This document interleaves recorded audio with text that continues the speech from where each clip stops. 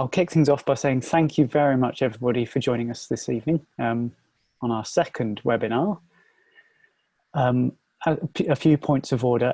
This is being run as a webinar rather than as a free-for-all chat. So Katie, Gavin and I will be able to speak and share screens and so on. If anybody has any questions, you should be able to post them in the Q&A panel, which we'll be able to see, and then we can field the questions. The format for this evening is going to be a couple of brief presentations, one from Katie Thornburrow, who's a councillor at Cambridge City Council, and also the, I need to get this right, the Executive Councillor for Planning and Open Spaces. Is that right, Katie? Yeah, Planning Policy and Open Spaces. Planning Policy and Open Spaces, thank you. And we're also joined by Gavin Shelton, who's the CEO and founder of the CoFarm Foundation. And he's got a really exciting example of what the CoFarm Foundation is doing here in Cambridge. So, as I say, if you have any questions, do please pop them in the Q&A. I think you can also raise your hands if you have queries, and I think we may be able to then open your microphone up if you want to ask your question with your voice. I don't know how else to say that.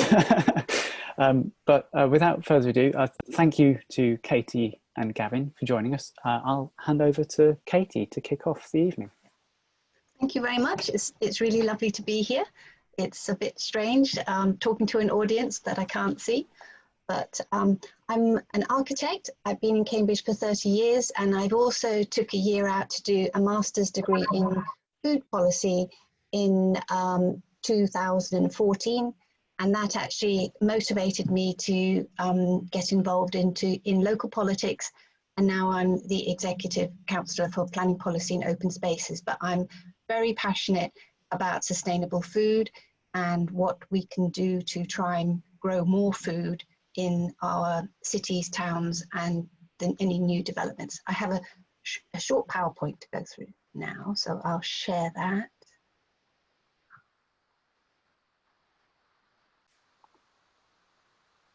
Yep, so I run a very small practice, Granta Architects, but mainly I'm now known as Councillor Katie.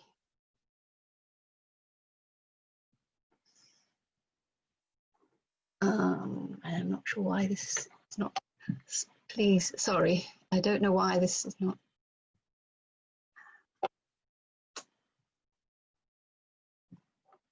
We did try this earlier. Sorry, I'm going to stop sharing and sort this out.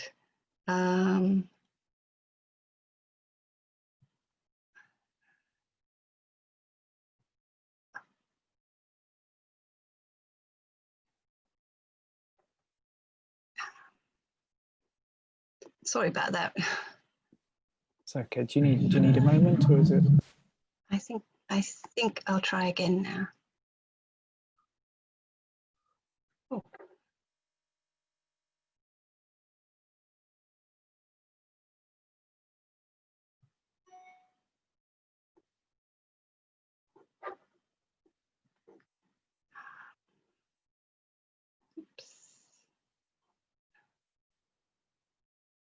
That looks like it's working now, Katie.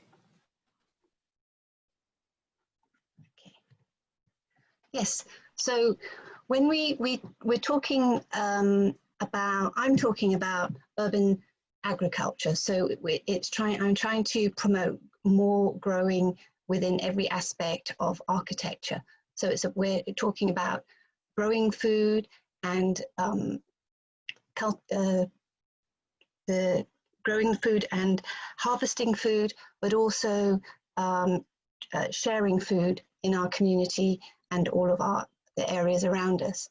So there are many benefits to this, and as we know, from the period that we've had with the crisis recently, we do know that going out in our open spaces and growing things is really good for our physical and mental health. But we're also in a biodiversity emergency, and growing food helps immensely in that. And we've also got, we're all working towards a low carbon, zero carbon lifestyle and trying to reduce our travelling. And the more that we can grow in our communities, the better that will be for us. This is an example in Trumpington of a community garden that's coming together.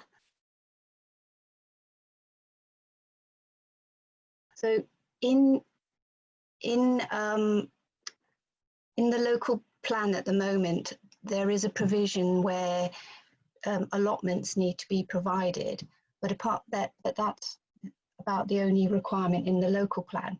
We now have the Greater Cambridge Sustainable Design and Construction SPD, recently adopted in 2020, and that does encourage more food growing opportunities within the development. So that's encouraging people who are involved in the built environment to consider food growing from the very beginning of the brief and the development and the designs to be submitted. So we're trying to encourage food growing areas in all parts of the new developments coming forward. So as well as gardens and allotments, we've got green roofs, but we're trying to encourage people to consider roofs in a way where we may be able to grow things on the roofs, and also we can do a lot more with balconies and courtyards. But it's also understanding what can be specified and bringing in edible foods is part of the landscaping, as well as just in areas to grow food.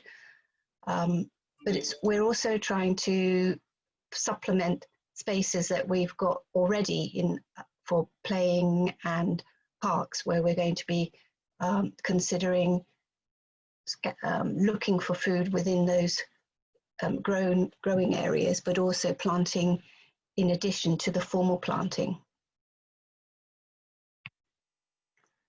This is a herb garden in London.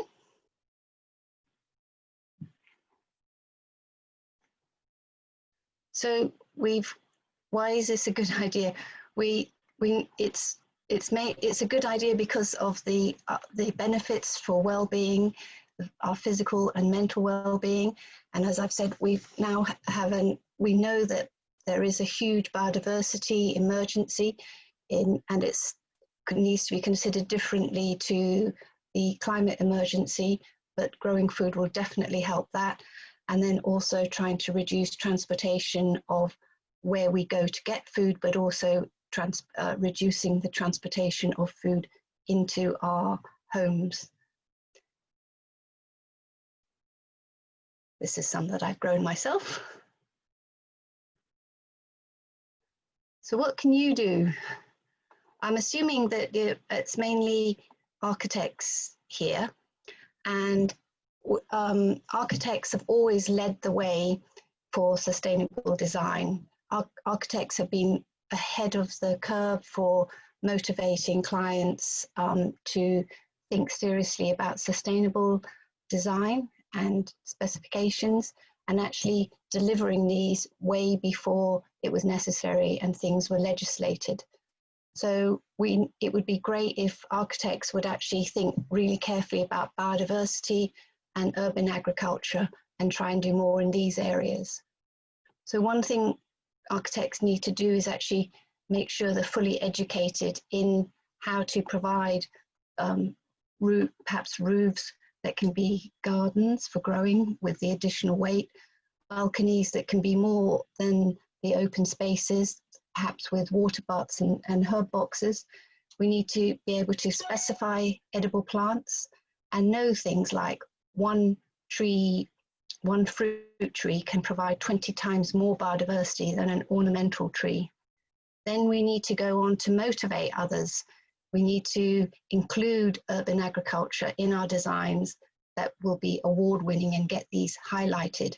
But how about creating new awards for biodiversity and urban agriculture? And then it's always really important to evaluate what we're doing. We need to, all of our built spaces. So how much food can be provided? How can we teach people about the food that we're growing, but also meals and nutrition and coming together. How can these spaces help with mental health and the many pressures of modern life? They don't have to be big. This is a very small community garden in Ainsworth Street that you might know.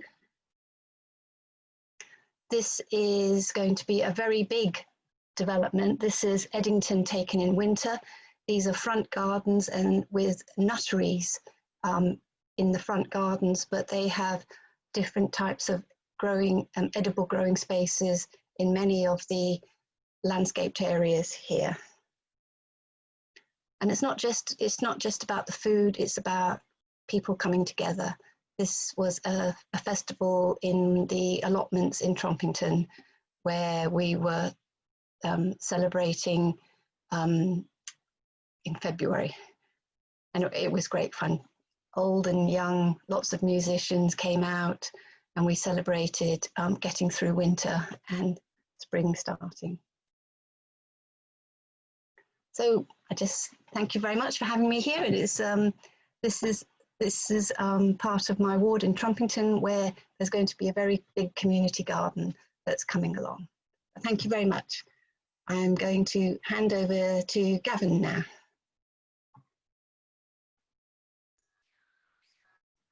Thanks very much, Katie. I'm just going to get my slides up as well. So bear with me one moment, here we are.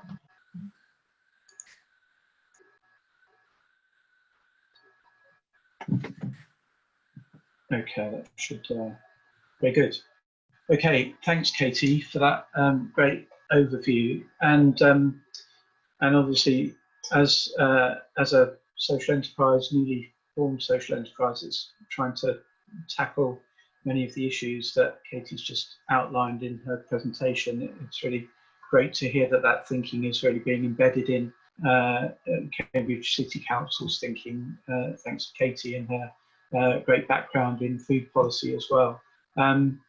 So just to say a few words about who I am, my background, I'm not an architect. My background is in partly in youth work, a lot in sustainability. So I had about 10 years in biodiversity conservation. So Katie talking about those biodiversity challenges that we're experiencing. That's an area that I've been trying to wrap my mind around for at least the last decade.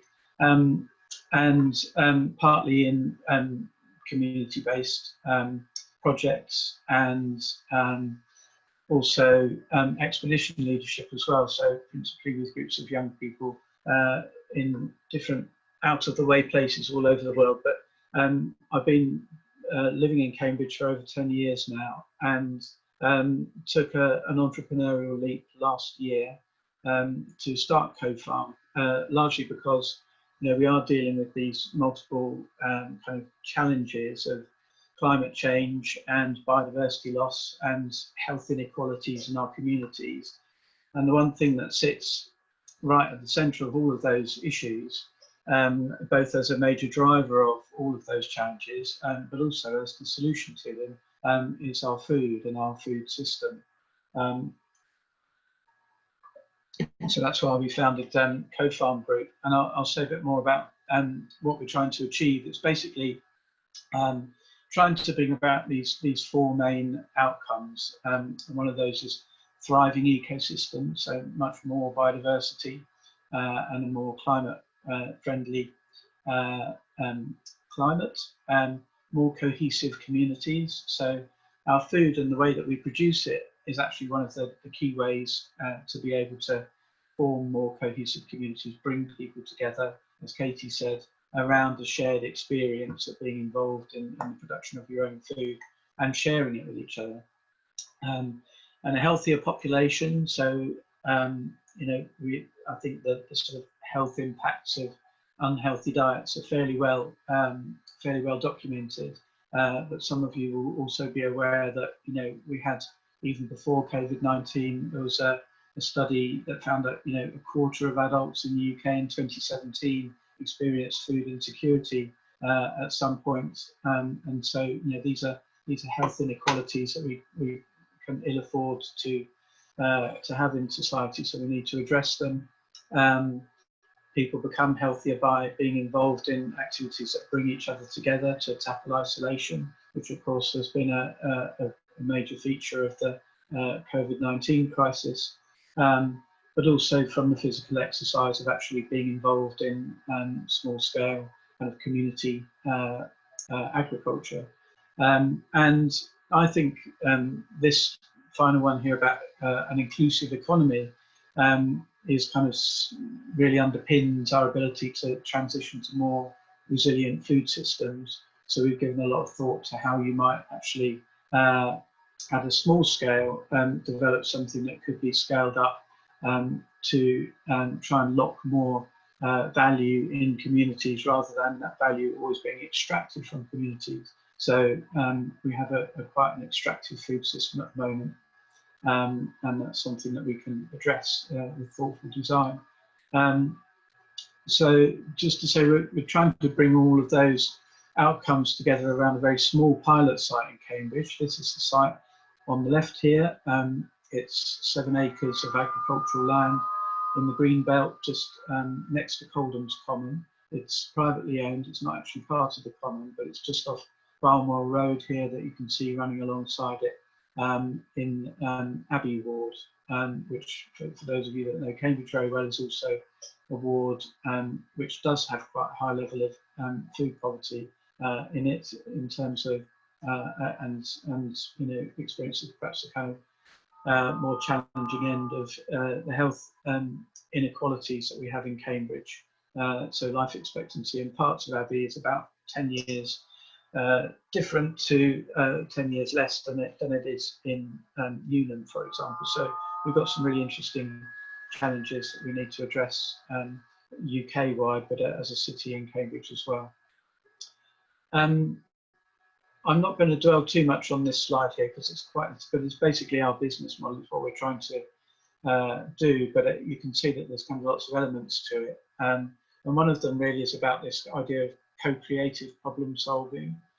So what we're trying to do is, by giving people the tools to start and run their own farms, then people can solve problems at a local level. So we've actually involved about 70 people, 70 volunteers in the co-creation of the farm over the last couple of months. I'll talk a bit more about that in a moment, but bringing lots of people together in communities, bringing different subject experts around the issues. So we've got biodiversity experts from RSPB, for example, who are partnering with us on looking at the natural capital and biodiversity aspects. We've got researchers who are looking at different aspects of what we're doing on the health and well-being side, but also how we monitor community cohesion as well, and whether or not actually co-farming does in fact bring people together and does create more cohesive communities. Lots of time and energy from lots of different stakeholders have gone into creating the farm, and all we can't do anything without forming really good, strong collaborations with a lot of local and national stakeholders to make it all happen as well.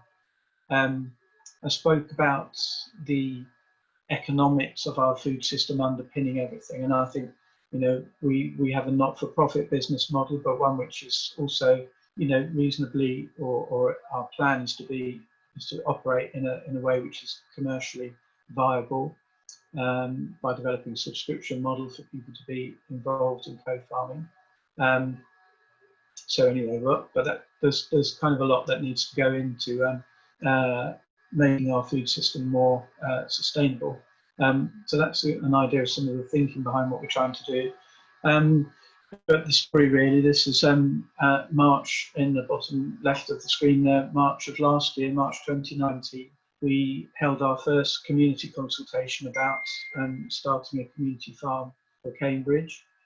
And we had about 150 people turn out in person to that, and about another 80 or so contribute online.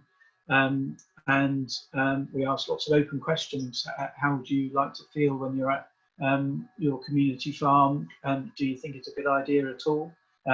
Those sorts of things, and people contributed all sorts of thoughts and feelings about how they felt about the farm, how they would like to feel when they're at the farm, and what we needed to provide in order for them to feel that way. So these are some of the things that they said that they wanted to feel.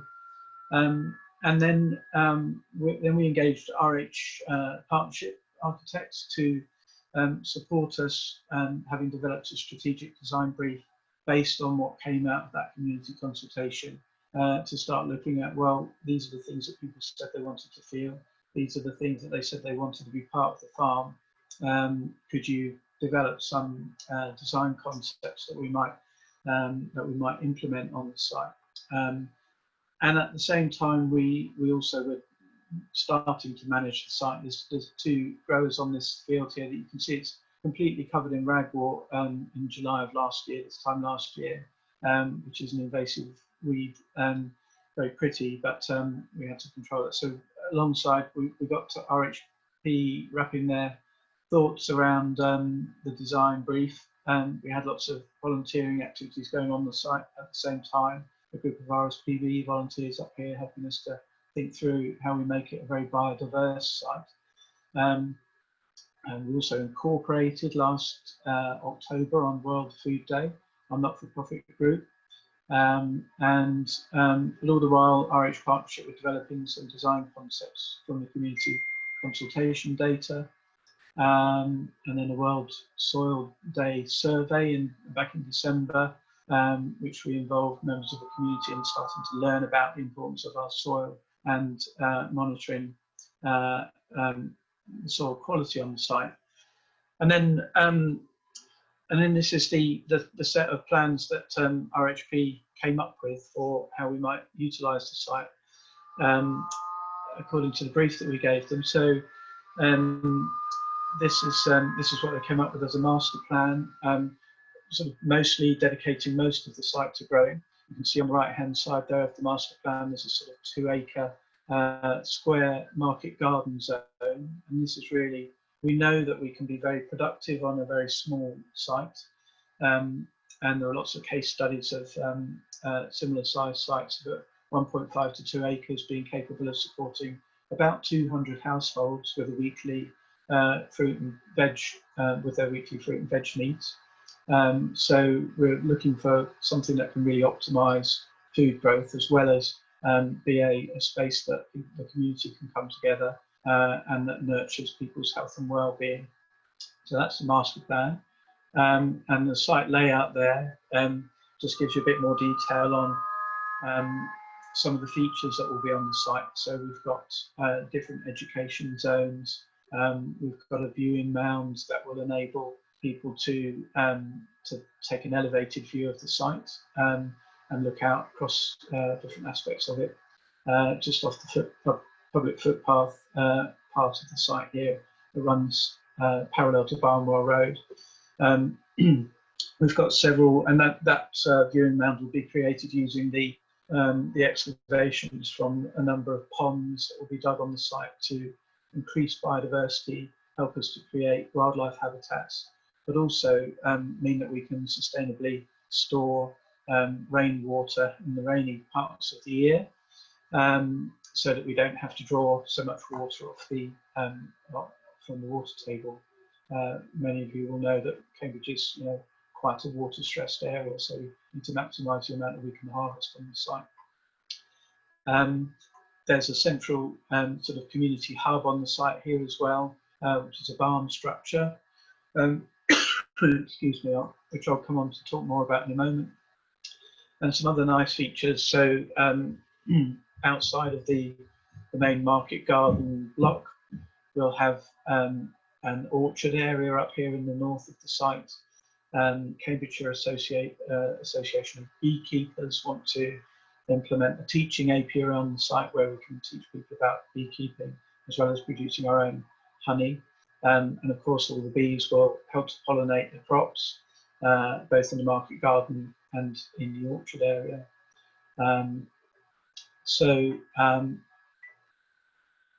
Excuse me, there we are. flicking through too quickly. So the barn concept was an idea really, that's because we have a site which is in the green belt and it is agricultural use. We wanted a structure that wasn't going to have a negative impact on that site, and that was an agricultural structure. So we're going to implement a barn which will look something a bit like this, very simple structure, that we can also harvest energy from the roof, and also collect rainwater that can go into our ponds on the site. This gives you a different view of the elevated earthworks as well, that people will be able to view the farm as it develops. And I mean, this was actually developed last year, these plans, and I suppose, you know, had we have known about COVID-19, I suspect we probably would have gone for a design which looks exactly the same as this, because it is an open structure that gives people an element of shelter from the elements, but is also a nice kind of safe space for people to be able to be outdoors, but have some shelter as well and socialise in that way. Inside the barn structure, we'll have a number of kind of things that we can drop in there as use changes over time, or as our resources available to implement different elements change. So, you know, we'll have shipping container type of pods, or indeed just shipping containers that will enable us to store tools. Perhaps a little community cafe was one of the things that people really wanted. Seems a very strange thing to think about, having barn dances and things at the moment, but at some point we'll be able to socialise in that way again. But there'll be lots of, you know, it'll be a focus for community gatherings. And composting toilets, accessible toilets and what have you as well, will be fitted under that structure. We put the question out there to the community as well about whether we should build that structure or buy it. So, you know, you can get low cost structures off eBay and places, agricultural structures. We got a resounding build it back from the community, who all want us to do a sort of a community build. So that idea gained a lot of traction from the community when we took all this back to them in March of this year. And that's really, that's the vision of what the site will likely look like as we look back down to Barnwell Road from within the market garden. That all took us up to March of this year actually, and then we obviously coronavirus struck. We were able to actually just to host a community gathering just before lockdown, in which we had a public viewing of the plans, and again we had a really good turnout of about 120 or so people, and a lot of contributors online. So we know that the community loved the design, and they gave us a big thumbs up to get going with implementing it. Of course, that was reasonably challenging to do during lockdown. So as well as homeschooling and various other kind of impacts, we managed to start operating in May, and we've involved about 70 or so volunteers in the co-creation of the first phase of the design, which is that market garden, that 2-acre block in the middle. So you can see, I don't know if you can see my pointer on the screen, but in this picture in the bottom left there, this is a group of volunteers who came together to start implementing a rabbit-proof fence. We got some support from ARM, a technology company in Cambridge, to help us with implementing the market garden. So we got going as soon as we could with putting in place a rabbit-proof fence to protect the crops. So the volunteers helped us to dig out all the trenching for the rabbit-proof fencing. And then up here in this picture, you can see this guy here is Peter Rapson. He's a brilliant grower, horticulturalist. He was head gardener to Jamie Oliver and Jamie Oliver's Foundation for about 8 years, and teaches vegetable growing at the Botanic Gardens in Cambridge. He and his colleague Dom in the background there have been brilliant at they've been bringing on seedlings throughout lockdown in their own gardens and their own nurseries at home, which we started transplanting in June onto the site once we knew that the rabbits wouldn't nab it all. And we've just had our first harvest, started harvesting last week, and you can see from the picture there, we've got all sorts of lovely organic fresh produce coming off the site already, which we're donating 100% of everything that we grow this season to the 7 emergency food hubs that have been established by Cambridge Sustainable Food and by the City Council to support those who are most impacted by COVID-19. So we've got tons more produce to come, a very productive market garden, and that's what we'll continue to do as we start to try and get the plans implemented as we go through into the autumn. Yeah, I suppose just to say in summary, if you're interested in getting in touch to talk about incorporating co-farming into and the design principles of co-farming into new developments, as Katie said, I think one of the really big opportunities as architects that you have for us, I know not all of you on the call are architects, but is really thinking about sustainable futures, and we need to design those communities of the future to be healthy and have access to really good food and produced in a way that doesn't impact the climate or biodiversity. We do also have a scheme we're developing where you can subscribe employees to co-farming. So do please feel free to get in touch if you want to talk about subscribing any of your colleagues or integrating co-farming into your human resource management or corporate responsibility strategies. Because we have made this decision to donate everything this season, we also don't really have much revenue coming in as well. So if your practices are in a position to support CoFarm Foundation, we would of course really appreciate that. Our contact details are there as well. So do please feel free to get in touch.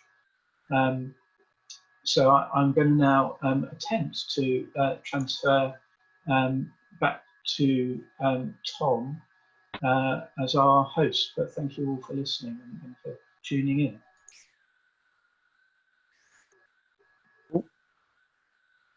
Yes, it's come up to say I'm host now, so thank you very much, Gavin and Katie, for that.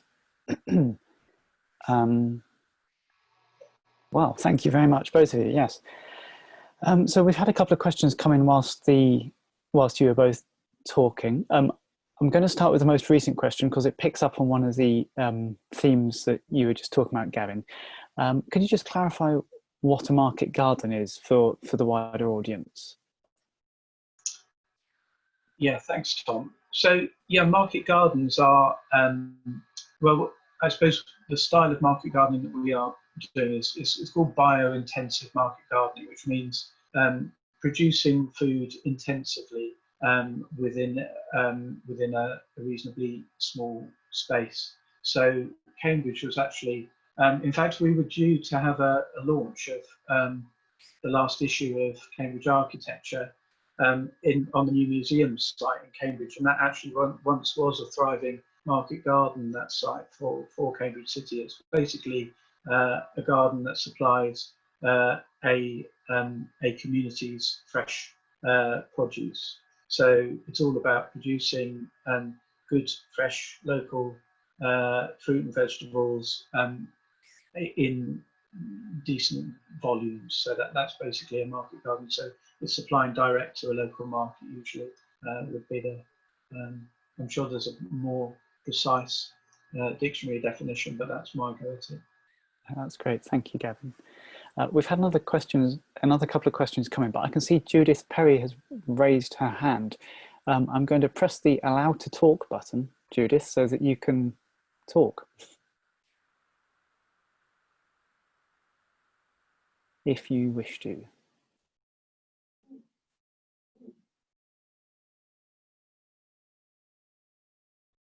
Judith, your microphone is muted, so you should have a little button that you can press. There we go. Okay, sorry. I'm fully in support of people doing all of the things you propose. We have fruit trees in our garden, but I think the practicality, what you're actually talking about is subsistence farming, and that has never fed populations. We need the wide scale, large farms. It's just, I mean, I have friends who have a garden who can feed themselves for a family of 3, but it's a full-time occupation for one of them, and they've got almost an acre. The land is simply not available. In a city like Cambridge, we can feed, you're talking about 70 people, you know, on a farm out of 100,000 people. And the amount of, you know, I've been very involved in running the local COVID support for my area of Cambridge, and I know how many tons of food for a small fraction of the population that was, you know, that needed food support has had to be supplied. So I think that talking about it as something that complements what people do, increases well-being is all well and good, but presenting it as a solution to the feeding problem in the world is just, you know, I mean, it's like going back to all the little farms in India or in Africa or in, you know, what was in Europe at one time, that families live on the margins. They can't really support themselves. So I think that it's something that we have to present in a very different way. I mean, I know my fruit trees are just a hell of a lot of work. And if I get a crop from my apples, it's 3-4 weekends of work, juicing, canning, freezing, poaching. And if you have a full professional life, you just don't have that time. So okay. Thanks, Judith. Yeah, there's a limit to this. Yeah. Gavin, you've just reached for a book. Did you want to respond with with something? Well, I did. Yeah, just to remind myself really that. So, Judith, thanks very much for the input and the question and comment. I think there are some brilliant examples of where people are producing large volumes of food on very small spaces, and that's why we talk about bio-intensive market gardening. So you're quite right. You know, we're not going to feed Cambridge on a 7-acre CoFarm community farm, or indeed, you know, specifically on 2 acres of that site. But you can actually you can feed a large number of people just by using a reasonably small space. So I'd encourage you to look up a few different things. One would be, there's a market gardener in Canada called J.M. Fortier, who's produced a very brilliant system of market gardening. They're producing enough food to feed 200 households, plus selling additional food at farmers markets and what have you, by just farming very, very efficiently, super efficiently. Another is the lean farm system, which is based on Toyota's lean system, which some of you will be aware of, that was developed as a system where the Japanese government decided that they needed to develop a system for motor manufacture that would be able to compete with Ford in the US or American car manufacturers. It was a very, very efficient manufacturing system, but that is now being also applied to agricultural systems, so small-scale agroecological farming enterprises. So you'll find all sorts of, all sorts of brilliant examples of significant volumes of food being grown in very small areas, which, when you do that at scale, actually does account for the ability to service a large amount of the population. And certainly that's what we're trying to do with CoFarm as well. Actually, we have an ambition to try and get up to about 500 acres around Cambridge. And Cambridge is an interesting case study actually to look at. You don't have to go far out of Cambridge City to experience and view some of the most monocultural landscapes in Europe, where a single crop is being grown, not always, particularly, necessarily useful food crop, we grow a lot of sugar in this region, which actually doesn't necessarily contribute to our health and well-being as a food crop. So we would like to see, as I say, about 500 acres of land co-farmed around Cambridge, and it seems to be one of the most impactful things that we could possibly do to look at scaling up food production in a very sustainable way around our city. And the reason I was reaching for a book was actually this book that was there's a chap called Sir Albert Howard who I think this is going back some time now, who was sent by the British government to go and teach Indians in India how to kind of implement the Green Revolution in India. And he came back, having studied Indian agricultural processes, found that actually they weren't using any external inputs. They really understood seed sovereignty, how to save seeds, how to grow very productively, how to do all of this without harming natural capital or biodiversity or ecosystem services or the climate in any sort of negative way. And he came back and he told the British government, well, we have nothing to teach people here. This is, a distillation of what I learned when I was there, and I would encourage anyone to, to read this book. It's called An Agricultural Testament by Sir Albert Howard. Sorry, I could go on about that, but that's my brief response. Yeah, I can just add a comment to that. But what is the fraction of the population you would need? I mean, I'm fully in favor of increasing this, because we're importing something like 50 or 60% of our food. And I think we need food security. But we also, when you're looking at Indian agriculture, I happen to know India very well. That is a small fraction of India. There's a lot of very underfed, people, but they're much healthier than they were 30 years ago. It's a dramatic difference. But you do have to, if you want to surround Cambridge with your co-farms, what is the number of people you're going to need? Remember that kind of agriculture, which fed people before the Industrial Revolution, basically involved almost all the adult population farming. And that's not something that the current population is willing to do. Who's going to make all the things that we want, and who's going to build the houses and make the cars and or get rid of the cars and make the bicycles? But we're in a much more complicated society now, and much more complicated than a lot of the Indian areas that you're talking about, where people are living a subsistence existence there. And India is changing rapidly. If you've been to India recently, the middle class is growing up, the high-rise buildings are growing up, and a large fraction of the population is no longer farming. So it's complicated. Okay, thanks for that, Judith. Gavin or Katie, do you want to chip in, Katie? I think you've not had much of a chance to speak. I think we need to accept that we're not going to be feeding the entire city at all. I mean, that would be nice, but that's not what we're advocating at the moment. We're advocating integrating biodiversity much more, but also actually bringing growing into part of our lives, really, rather than separating it as it is for so many families. So many children are now completely cut off from growing, and it's really important that they understand much more about the food that they're eating, but it's also to recognize the different cultures in our community as well, allowing the food that we grow to be cooked and shared communally. It's not that if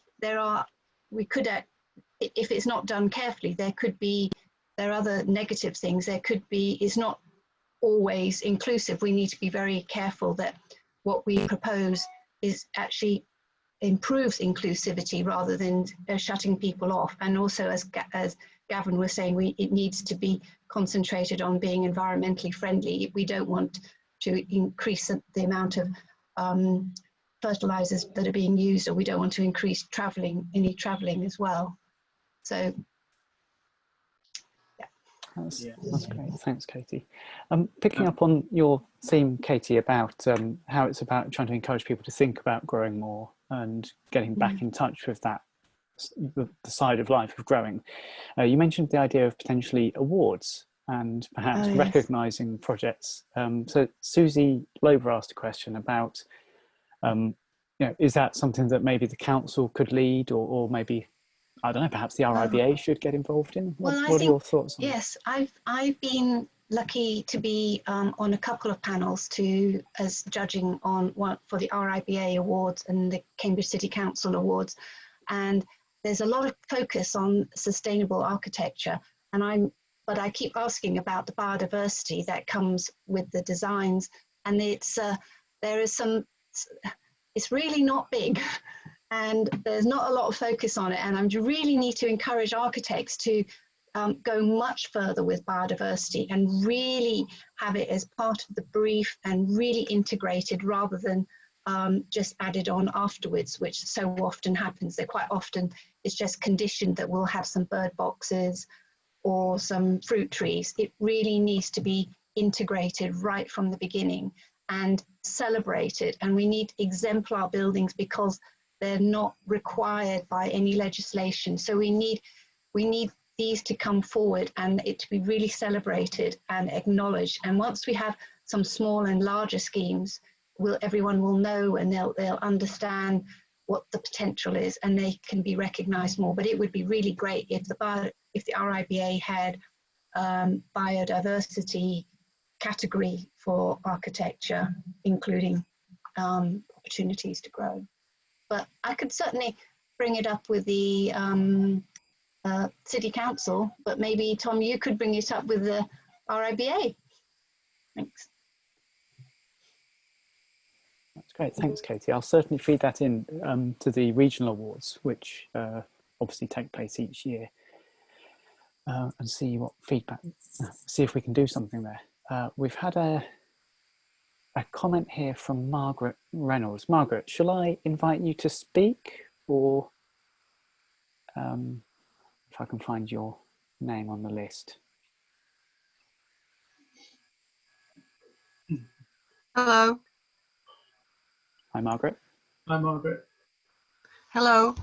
I just mentioned this a project in London called the Calthorpe Project. It's in Camden, and they run half-term sessions for children to learn how to sow and to harvest food plants. I mean, this is clearly much more for the children to experience that than for any kind of bulk production. But they do sell any produce at the local people's supermarket. But I think that's an interesting point, that there are children growing up who have no idea how plants grow or what a plant looks like before it's put into a tin or frozen food package. And that in itself is a very worthwhile thing to do. Yeah, absolutely, Margaret. And actually, one of our trustees was instrumental in establishing the People's Supermarket in London as well. Just in terms of education, actually, because this also sort of plays into the previous comment or question, that so we're engaging with local schools to encourage and to develop an education program, basically, where children and young people can come and participate in the farm. But we're also engaging with a number of partners where we can hopefully get some gardens established in school grounds as well, so that there's kind of two things happening simultaneously, where they've got their own school grounds that they are responsible for, and that they start to look at sustainable food growing on their own sites, but then they can come and be see it in action with qualified horticulturists and market gardeners, showing them how things work on a sort of slightly larger scale, albeit still a small scale. But we'd be looking at perhaps quite small areas of school gardens where, or school grounds that people will be able to do small scale, and then come across to the CoFarm on Barnwell Road for that. And there's already a lot of good curriculum resources out there about or the British Nutrition Foundation actually developed a full set of cross-curricular resources looking at how you can teach or use food growing and nutrition as a kind of cross-curricular activity to teach all of the different key stages. So we're sort of starting to look at what our education program will look like and talking to the local schools about engaging in that as well. But I quite agree, education is key.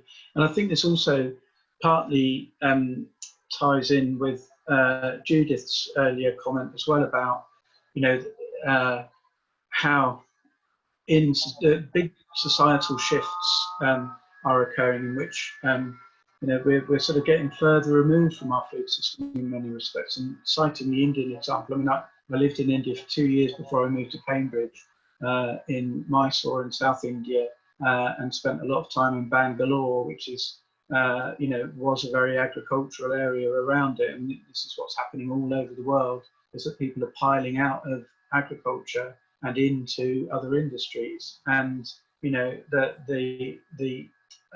unless we're actually replacing the young people that are going into sustainable agriculture, then we're going to wind up in a pretty you know, precarious situation. Sustainable food production is a very knowledge-intensive process. It requires lots of different amounts of technical knowledge, both on the horticulture side, biodiversity side, you know, and then there's kind of all the you know, business side as well. So I think, you know, the more we can do to actually kind of involve communities in retaining those skills and learning new skills, the better. And certainly we found that, you know, in the over the last couple of months, you know, 70 or so volunteers that have got involved, they've all got involved partly because they, you know, saw it as a good thing to want to get involved with, partly because it's given them the ability to reduce social isolation, which they've experienced during lockdown, but partly because they want to learn about food growing. There's a real, you know, increased thirst for that knowledge as well. I think partly brought about by the pandemic. So yeah, I couldn't agree more. Education is really critical. And actually, Tom, I noticed that Susie had posted a question in the Q&A. Yes, yeah. About where the CoFarm volunteers come from. So perhaps I'll just deal with that one while I've got the mic. And so we've been building a database, an email news database over the last sort of year or so.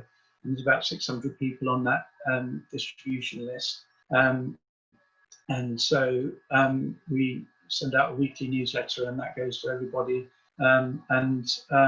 But your question was, I think, specifically about how do we make sure that we have a diverse group of people around the farm, and that's one of our big challenges at the moment, is because it's just a field that we've just implementing a market garden in.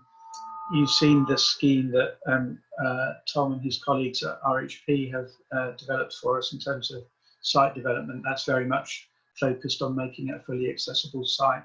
So all of the walkways in between the growing area and each of the vegetable beds is all, you know, wide enough to accommodate people that have restricted mobility, might be wheelchair users or people with sensory impairments as well. We need to, you know, we're certainly going to implement the next phases of the design to make it a fully inclusive site. And we also collaborate with other community-based organisations. So in Abbey, there's an active community-based organisation called Abbey People, and that helps us to ensure that, you know, so we're engaging very closely with them to make sure that we, you know, have got a kind of a really diverse group of people coming through to work on the project. But it's definitely one of the things that we're challenged about at the moment is the accessibility of the site, and so we'll be submitting kind of applications to get the next phases of site development implemented as soon as we possibly can to make the site more accessible. I hope that answers the question. Thanks, Gavin. Thank you. I've got a question here for Katie, because I'm mindful, Katie, of your time. You mentioned about how growing should be embedded in every aspect of architecture. I was just wondering, is there a certain scale above which you think that's relevant, or do you think it's at all scales, regardless of the kind of project? I I would really like there to be part of design policies that I'd like every dwelling to be able to grow something. So we have to provide balconies in every new development now as external amenity space, and they have to be drained into an external downpipe. So in theory, you could provide a water butt on every balcony, and rather than just leaving it open, there could be some designs for herb gardens in every single external space, and that wouldn't take much more to do than is provided now. But then I really believe that, you know, almost for every 5 or 10 dwellings, we ought to have a small community garden, and then for every 10 small community gardens, we ought to have a community orchard, and then these should be multiplied up, so that we can grow things individually and very much share it. But I think it's until we really appreciate what is happening with our biodiversity, we're not going to get there, and we really need to move quickly on this. And this is why I'm reaching out to Cambridge architects to come up, because I know what you can do with sustainable designs as far as operation. I know we're thinking about zero carbon construction and deconstruction, but we really need to integrate biodiversity into this. And I think we should be leading in the country. There's some really great designers here, really great teachers of architecture as well. So I think leading by design and example is something we need to do as professionals, and persuade our clients to do this. Don't wait for legislation. We should lead by example. That's excellent.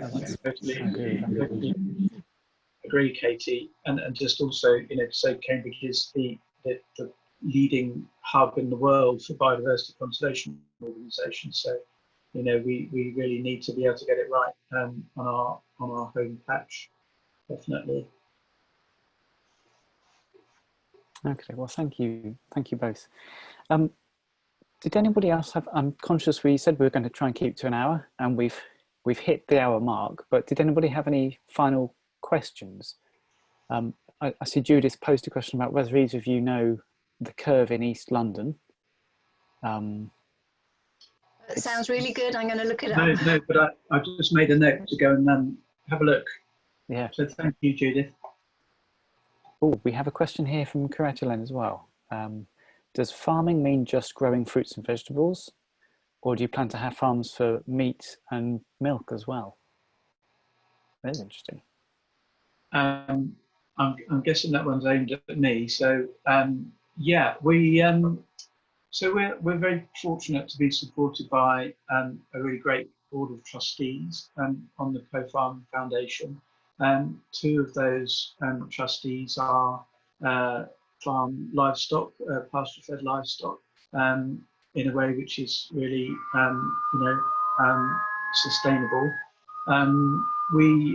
I think initially our offering is mostly based around market gardening, so fresh fruit and vegetables, because we urgently need to scale up the amount of fresh fruit and vegetables that we grow in the UK. Somebody said earlier we import about 60% of it. We do, so we need to address that. Perhaps more than that, I think Katie might have been saying. So we're certainly not averse to doing some meat production as well, but obviously we need to do that in the right way, and in a sustainable way. Just to say a bit about that as well, I think there is a very kind of polarized debate going on about kind of meat use and meat production and meat eating versus sort of vegan and vegetarian diets in the UK and globally. We frame what we do under the banner of agroecological farming, and within agroecology, animals have a role to play. Because if you want to be completely, if you don't want to use any external pesticides or fertilizers in your farming system, and for it to be a closed loop farming system, then arguably having manures which come from animals is a sustainable thing to do. I know there are systems that don't, so it's very interesting to kind of look more at those. But we are not averse to going down that route at some point, and do in fact use organic chicken manures and things like that on our site, and we'll probably have some chickens on the site at least, if not other things too. So I'll hand it back to Tom. That's great, thank you, Gavin. I think we probably are reaching time where we're going to have, I think, Katie, you've got another engagement, haven't you, this evening? So I think we're going to have to wrap up there, but I'd like to say thank you both for giving your time both this evening, but also preparing in advance and being willing to engage with us on this. I think it's a really important issue. So I'd like to invite each of you, if you have any final remarks before we finish. I'm looking forward to seeing what comes through in the planning applications in the next 12 to 24 months. Fantastic, thank you. And likewise, and thank you. Well, thank you, Tom, for hosting, and all of you for tuning in. It's been a really interesting session, so thank you. That's brilliant, thank you.